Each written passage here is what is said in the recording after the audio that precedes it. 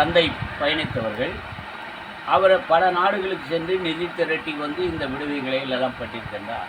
அப்போ உங்கள் தந்தை அவரை பற்றி இந்த தகவலை திரட்டி வந்த தகவலை எல்லாம் தெரிவித்து அறிந்திருப்பார். உங்கள் தந்தை அது பற்றிய தகவல் ஏதாவது இருந்தால் சொல்லுங்கள்.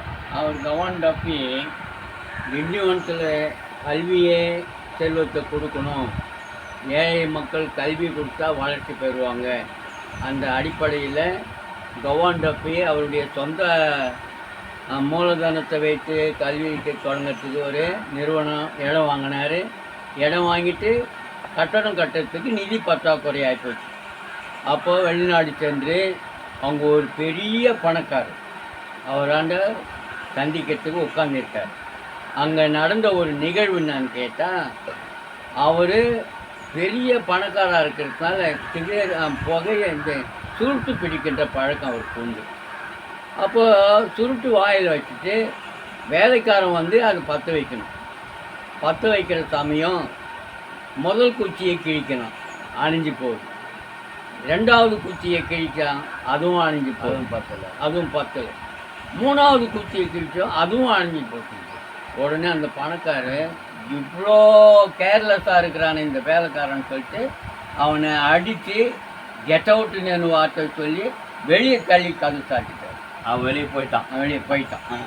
போயிட்ட உடனே பார்க்குற அந்த இடத்துல உக்காந்துக்கின்னு ஒரு சின்ன வச்சு குச்சி 3 குச்சி வேஸ்ட் ஆனதுக்கு இந்த பணக்காரர் இந்த அவனை வேலையை விட்டு எடுத்துட்டாரு, நமக்கு என்ன கிடைக்குமோ கடவுளே அப்படின்னு சொல்லி இந்த கட்டட நிதிக்காக அவரை பணம் கட்ட போன நேரத்தில் பணம் கட்ட நம்ம நிதிக்காக வந்திருக்கிறோமே, கட்டடத்துக்காக கொடுப்பாரோ கொடுக்க மாட்டாரோ கடவுளுடைய சித்தம் தான் நமக்கு இன்னும் தேதியில் நமக்கு கிடைக்கட்டும்.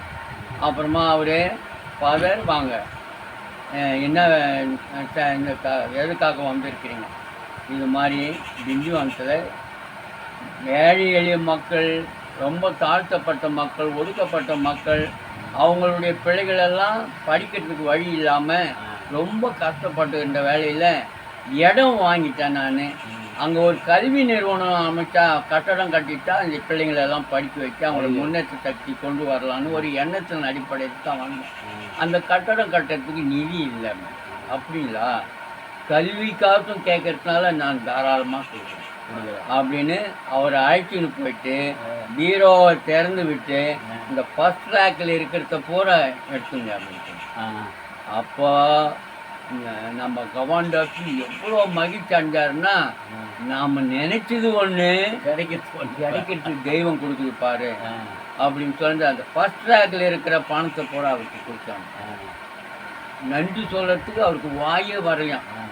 ஏன்னா அவருடைய கடின உழைப்பினால தான் அந்த சொத்து சேர்த்துருக்கிறார். அந்த வேலைக்காரனுடைய அஜாக்கிரத்தை நான் வெளிப்படுத்தி காட்டினேன்.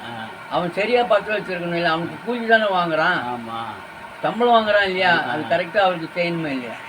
அப்படியெல்லாம் சம்பாதிச்ச பணத்தை கல்வி நிதிக்காக கொடுத்து இன்னைக்கு கவர்மெண்ட் அந்த இடத்துல ஒரு பெரிய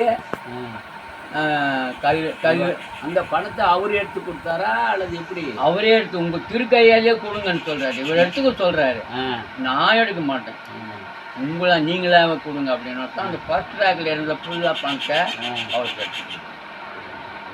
அதை கொண்டு வந்து பற்றாக்குறையாக இருந்த கட்டிடத்தை நிறைவு செய்தார். இது எங்கள் அப்பா சொன்னது நிகழ்வு. இதெல்லாம் மறக்க முடியாத நிகழ்வு. ஏன்னா உங்கள் அப்பா மட்டும்தான் தனிமையாக அவர் தேர்வு எழுதுறதுக்கே இப்படி பயன்படுத்தியிருக்கிறாரு. சரி சார், அது உண்மையிலே இன்று உங்களுடைய உறவினர்கள் குடும்பத்தில் பயனடிக்குது. அதனால் என்றைக்குமே உங்களுக்கு மூலாதாரம் தாமஸ் கவாண்டப்பி தான். அவருக்காக இனி குடும்பத்தில் ஒரு ஜமாலை கண்டிப்பாக ஒரு நாளும் விடாமல் வேண்டிக்குங்க. நன்றி. கடைசி ஜபம் முடியும் போது கவாண்டப்பி அப்படின்னு சொல்லுவோம், எங்களுக்காக வேண்டிக்கணும் அப்படின்னு. நன்றி.